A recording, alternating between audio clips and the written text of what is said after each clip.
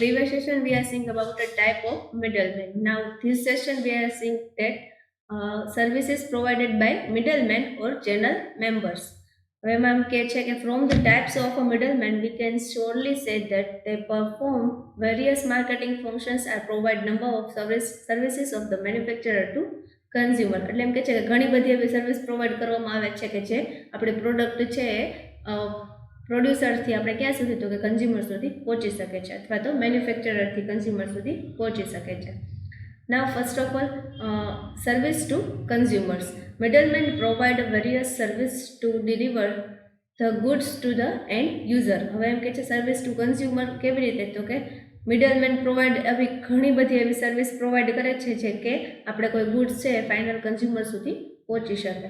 It include the following services in which first is a purchasing facility, second is a transport facility, third is a credit facility, fourth is a low inventory, fifth is a risk taking, and sixth is the information about new product, and seventh is a price stability. એમાં એવું કહ્યું છે first purchase facility. It is quite clear that consumer can not purchase varieties of the goods directly from the main producer. એટલે એમ કહે છે direct producer પાસેથી આપણે કોઈ પણ પ્રકારનું પરચેઝની વેરાયટી લેતા નથી. It is a middleman who purchase the goods from a producer and provide in to ultimate consumer. એટલે એ આપણે કોઈ એક પર્સનને હાયર કરી છે કે જે આ વસ્તુ પહોંચાડવા માટે. Therefore, the consumer's point of view, middleman stocks the goods of a different procedure and provide into the ultimate consumer in a small quantity and regular time interval. હવે એમ કહે છે કે અમુક ટાઈમે આપણે નાના ક્વોન્ટિટીમાં કોને તો કે અમુક હવે પર્સન્સ હોય એને આપણે વસ્તુ કે રિટેલર હોય એને આપણે વસ્તુ સેલ કરતા હોઈએ. Now second is the transport facility. Some middlemen have their own transport facility to distribute the consumer to the direct residence. એટલે એમ કહે છે કે ડાયરેક્ટ આપણે જગ્યાએ જોતી હોય છે જગ્યાએ સર્વિસ જોતી હોય ટ્રાન્સપોર્ટેશન સર્વિસ એ આપવાનો ચાર્જ કોના ઉપર આવે છે તો કે કન્ઝ્યુમર ઉપર. એટલે એ કન્ઝ્યુમરને એ પ્રકારની સર્વિસ આપવામાં આવે છે. Then credit facility. હવે અમુક એવા હોય કે જે પર્સન આપણી પાસેથી કાયમી લેતા હોય કે એવા many provided credit facility there customer કે જેવા અમુક રેગ્યુલર કસ્ટમર હોય એને આપણે શું કરવામાં આવે તો કે ક્રેડિટ અમુક પ્રકારની ક્રેડિટ ફેસિલિટી આપવામાં આવે છે. Many retailers provide the facility to their regular customers grouped in their locality and or area. And locality અથવા એના એરિયામાં એ વસ્તુની જે ક્રેડિટ છે આપવામાં આવે છે. By this way, despite small capital, consumer gets advantage by paying their bills after a month or so. એટલે એમ કહે છે કે અમુક પ્રકારની એવી પે કરવામાં આવે છે કે પહેલાં જે આપણે અકાઉન્ટ લખવામાં આવે કે કહે કે એટલે કોઈ પણ વસ્તુ લઈ આવીને અકાઉન્ટમાં લખી નાખે એવી રીતે લેવામાં આવે છે અને આફ્ટર મંથ કે એક મહિના પછી એને આપણે બધું આપણે પેમેન્ટ કરવાનું હોય છે કે એક મહિના કરતાં વધારે. એટલે અમુક એ લોકો કે એવી ક્રેડિટ આપવામાં આવે છે. Then low inventory. Consumers purchase the goods in a low quantity at per their regular requirements. It is not possible for them to purchase goods in bulk and store them because capital problem.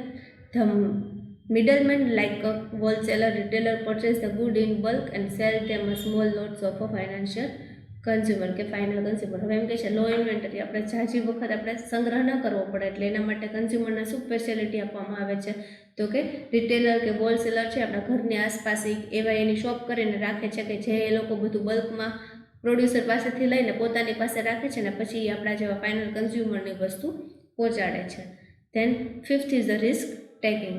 As consumers do not maintain the stock of goods, it is a middleman who store the good in bulk. By the way, take risk of a marketer fluctuation in the price. એટલે એમ કહે છે કે અમુક પ્રકારનું એવું risk taking હોય જ્યારે આપણે વસ્તુ કોઈ પાસેથી મિડલમેને વસ્તુ પરચેસ કરી હોય પ્રોડ્યુસર પાસેથી કે પ્રોડક્ટ જેને પરચેઝ કર્યું હોય છે ને જ્યારે મિડલમેને ત્યારે એની વસ્તુના ભાવ કેવા હોય તો કે હાયર રેટ હોય છે. પછી જ્યારે ફાઇનલ કન્ઝ્યુમરને સેલ કરવામાં આવે ત્યારે અચાનકનો જ ઘટાડો આવી જાય પ્રાઇસમાં કે પ્રાઇસ ઇન્ક્રીઝની જગ્યાએ ડિક્રીઝ થવા માંડે અમુક વસ્તુની ત્યારે એ લોકોને શું તો કે એ પ્રકારનો એ લોકોને લોસ થતો હોય છે. ના 6 is the information about new products. It is the middlemen who bring the attention of consumer towards the interest and adoption of a new product. હવે એમ કહે છે ઇન્ફોર્મેશન અબાઉટ ન્યૂ પ્રોડક્ટ્સ. નવી પ્રોડક્ટ્સ કોઈ પણ પ્રકારની આવે તો આપણે કેવી સર્વિસ આપે છે તો કે કસ્ટમરને એના વિશે આપણે નોલેજ કે ઇન્ફોર્મેશન કે એ બધી વસ્તુ આપણે પ્રોવાઈડ કરીએ છીએ. નાવ seventh is a price stability. Middlemen maintain the demand and supply flow in the market. When there is heavy demand of the product in the market, they release the stock. When there is a less demand of the products, they stock them. And by their way, middlemen maintain the price of producers in the market. હવે producer કોઈ પણ એક પ્રકારની માર્કેટને આપણે કોઈ price છે એની stable રાખે છે કે પ્રાઇસને આપણે કોઈ ઇન્ક્રીઝ ડિક્રીઝ કન્ટિન્યુઅસ કરતા નથી. હવે કોઈ પણ પ્રાઇસને સ્ટેબલ રાખે તો મિડલમેનને ખબર પડે કે આપણે આ પ્રાઇસે પ્રોડ્યુસર પાસેથી લઈ અને આપણે કોને તો કે ફાઇનલ કન્ઝ્યુમરને એ વસ્તુ પ્રાઇસ એને સેલ કરવાની હોય છે. Now second is a service to manufacturing. હવે સર્વિસ ટુ મિડલમેન પ્રોવાઈડ શું કરે છે તો અમુક પ્રકારનું મેન્યુફેક્ચરિંગ છે એ સર્વિસ કોને કરે છે પ્રોવાઈડ તો કે ફાઇનલ કન્ઝ્યુમરને એ વસ્તુ પ્રોવાઈડ કરે છે. ઇન વિચ અમુક પ્રકારના એવા પોઈન્ટ્સ આપવામાં આવે છે કે જેવા કે તો કે માર્કેટિંગ ડેવલપમેન્ટ છે, then sales department, price fixation છે, સેલ્સ ફોરકાસ્ટિંગ છે, સ્ટોરેજ ફેસિલિટી છે, advertising and promotion, distribution system and production scale improvement. હવે માર્કેટ ડેવલપમેન્ટ એટલે કેવી રીતના તો કે middleman are market players well sell product in different markets. હવે અલગ અલગ અમુક મેન્યુફેક્ચરરને આપણે કેવી પ્રોવાઈડ કરવી પડે તો કે અલગ અલગ પ્રકારના અમુક એવા પ્રકારના માર્કેટ્સ હોય છે કે જ્યાં આપણે મિડલમેન હોય એ વર્ક કરતા હોય અને develop foreign markets to manufacturers. By middleman develop the market for consumer. Sales department. Some middleman their own sales department selling to goods. હવે એમ કહે છે કે મેન્યુફેક્ચરર હોય જે મિડલમેન એની પાસેથી સ્ટોક લે કે કોઈ પણ પ્રકારના ગુડ્સ લે તો એને અલગ અલગ પ્રકારના એની પોતાની જે લોકો શોપ તૈયાર કરતા હોય છે એમાં મેન્યુફેક્ચરર પાસેથી કંઈ લેવું તો એ મેન્યુફેક્ચરર માટે શું થયું તો એક સર્વિસ પ્રોવાઈડ કરવામાં આવે છે. Then price fixation.